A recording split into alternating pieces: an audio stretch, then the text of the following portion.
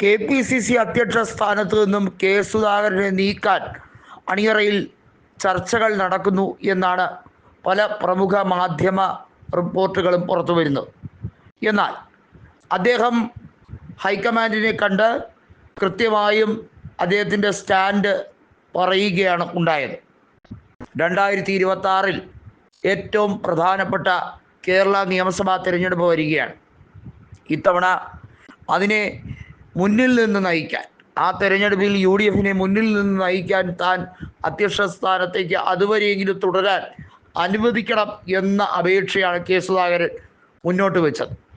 2025 തദ്ദേശ സ്വയംഭരണ തെരഞ്ഞെടുപ്പിൽ മിഷൻ 2025 എന്ന ലക്ഷ്യവുമായി അതാത് DCC അധ്യക്ഷന്മാരുടെ നേതൃയോഗം കെ സുധാകരൻ ഏകോപിപ്പിച്ചുകൊണ്ട് മുന്നോട്ട് പോകുന്നതിനിടയിൽ ഇത്തരത്തിൽ ഒരു മാറ്റം മുന്നണിക്കും അതുപോലെ തന്നെ കോൺഗ്രസ് പ്രസ്ഥാനത്തിനും വലിയ തിരിച്ചടി ഉണ്ടാക്കും എന്ന വലിയ ചർച്ചകളാണ് ഇപ്പോൾ രൂപപ്പെട്ടു വന്നിരിക്കുന്നത്. കെ സുധാകരനെ സംബന്ധിച്ചിടത്തോളം അദ്ദേഹത്തിന് നിയമസഭാ തിരഞ്ഞെടുപ്പിൽ മത്സരിക്കണമെന്ന യാതൊരു ആഗ്രഹവുമില്ല. അദ്ദേഹം നിലവിൽ കണ്ണൂർ പാർലമെൻറ്റിനെ പ്രതിനിധീകരിക്കുകയാണ്.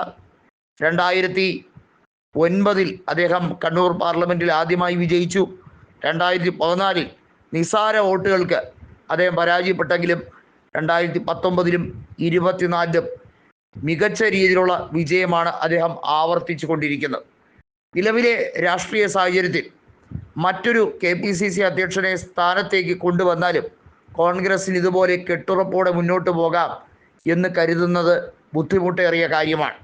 പ്രത്യേകിച്ചും ആൻ്റണിയുടെ പേരും അതുപോലെ തന്നെ യുവാക്കളിൽ ഷാഫി പറമ്പിലിൻ്റെ പേരുമൊക്കെ ഉയർന്നു കേൾക്കുന്നുണ്ടെങ്കിലും അവരെല്ലാവരും പാർട്ടിക്ക് അഭിമതരാണെങ്കിൽ പോലും കെ സുധാകരന് ഒരുപടി മേലെയാണ് അദ്ദേഹത്തിൻ്റെ സ്ഥാനം. നിലവിലെ രാഷ്ട്രീയ സാഹചര്യം ചർച്ച ചെയ്യുകയാണ്. ഏറ്റവും പ്രധാനം എന്നത് തദ്ദേശ സ്വയംഭരണ തെരഞ്ഞെടുപ്പിൽ വിജയിച്ച് കയറുക എന്നുള്ളത് തന്നെയാണ്. 2019 പാർലമെൻറ്റ് തെരഞ്ഞെടുപ്പിൽ 20ൽ 19 സീറ്റ് നേടിയ കോൺഗ്രസ് അമിതാവേശത്തിൽ തദ്ദേശ സ്വയംഭരണ തെരഞ്ഞെടുപ്പിനെ സമീപിച്ചപ്പോൾ ഉണ്ടായത് വലിയ നഷ്ടമായിരുന്നു. അന്ന് പ്രധാനപ്പെട്ട കൊച്ചി കോർപ്പറേഷനും അവരുടെ കയ്യിൽ നിന്നും നഷ്ടമായത് നിസാര തിരിച്ചടിയായി അല്ല കണക്കാക്കുന്നത്.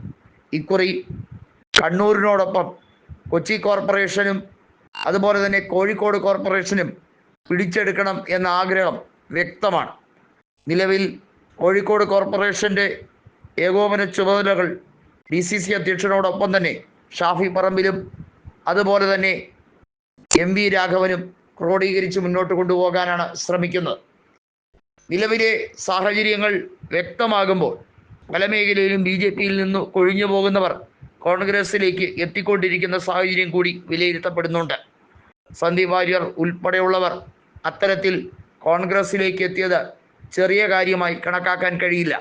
കെ സുധാകരൻ അധ്യക്ഷ സ്ഥാനത്തിരുന്നപ്പോൾ നടന്ന ഉപതെരഞ്ഞെടുപ്പുകളിലെല്ലാം മികച്ച രീതിയിലുള്ള പ്രവർത്തനം കോൺഗ്രസിന് കാഴ്ചവെക്കാൻ കഴിഞ്ഞത് ചെറിയ കാര്യമായും കണക്കാക്കാൻ കഴിയില്ല.